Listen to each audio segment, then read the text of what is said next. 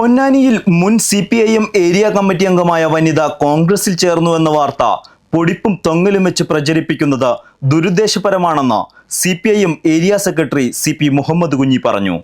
വസ്തുതകൾ മനസ്സിലാക്കാതെയുള്ള ചില മാധ്യമങ്ങളിൽ വന്ന വാർത്ത ഗൂഢാലോചനയുടെ ഭാഗമാണെന്നും അദ്ദേഹം പറഞ്ഞു.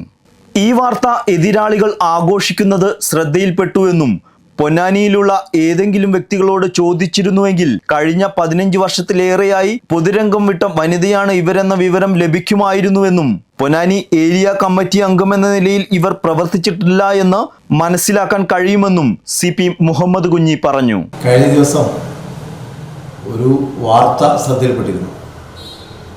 CPIM ഏരിയ കമ്മിറ്റി അംഗമായിട്ടുള്ള വനിതാ നേതാവ് കോൺഗ്രസ് സ്ഥാനാർത്ഥിയാകുന്നു എന്ന വാർത്ത.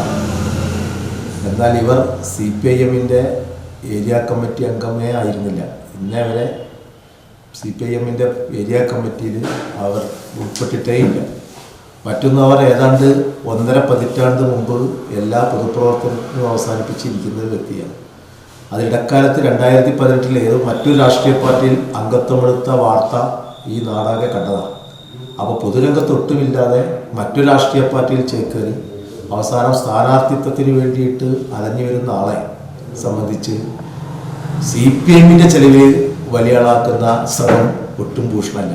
വസ്തുതകൾ ഈ പൊന്നാനിക്കാരായ എല്ലാവർക്കും അറിയാവുന്നതാണ്. 2018 പത്രവാർത്ത നമുക്ക് ലഭ്യമാവും.